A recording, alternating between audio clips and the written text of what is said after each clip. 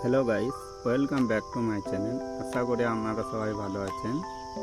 আপনাদের দেখাবো কিভাবে আজকে লেবুর গাছের মধ্যে কলম করতে হয়। আমি যে ডাল দিয়ে কলম করেছি সেই ডাল থেকে কত সুন্দর শিকড় গজিয়েছে তা আপনারা লক্ষ্য করুন। এই ভিডিওটি কী করে করেছি তা বিস্তারিতভাবে দেখাবো। তো চলো, প্রথমে একটি ডাল নিয়ে নিয়েছি, 1 থেকে 2 ইঞ্চি ছিঁড়ে নেব।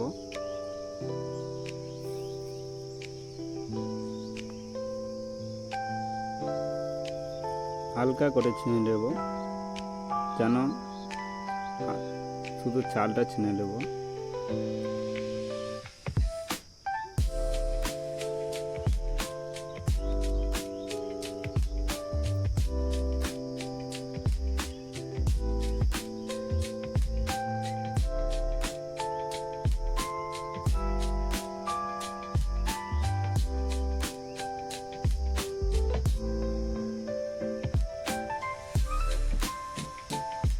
হালকা করে ছিঁড়ে নেব, যেন সাইডটা না ফেটে যায়।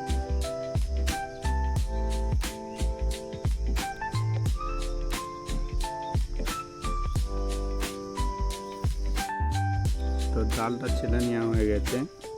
এবার কিছু মাটি আর সার দিয়ে মিক্স করে নেবো, ওখানে পানি দিয়ে মিক্স করে নেবো দুটোই, মাটি ও সার দিয়ে। সার মাটি মিক্সিতে তো নিয়ে আবার লাগিয়ে দেব।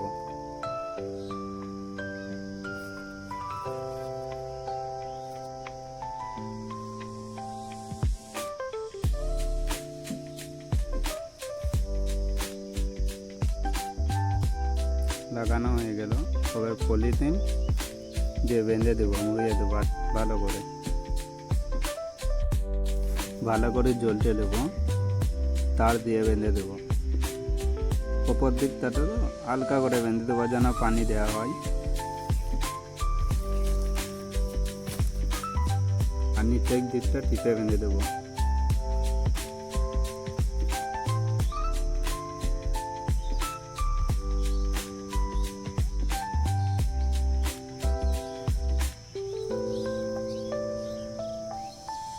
নিচের দিকটা টিপে বেঁধে দেবো, যেন গ্যাপ না থাকে। এবার টিপে দেবো, যেন মাটিটা ভালোভাবে বসে যায়। এবার এটি 20 থেকে 25 দিন পর দেখে নেব। চলে এলাম 20 থেকে 25 দিন পর চলে এলাম। এবার এটাকে চাকু দিয়ে কেটে নেব।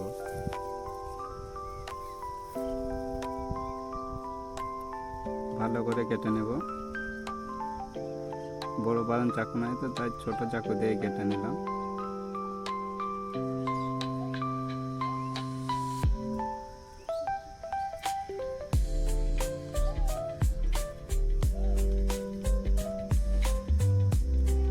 ভেঙে নেব এবার গোড়াতে হাত দিয়ে।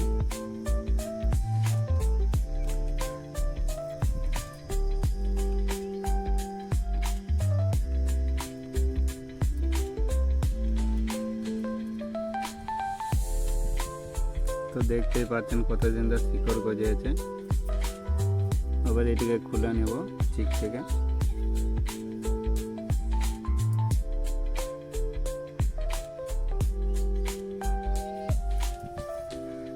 দেখতেই পাচ্ছেন কত সুন্দর শিকড় গজিয়েছে।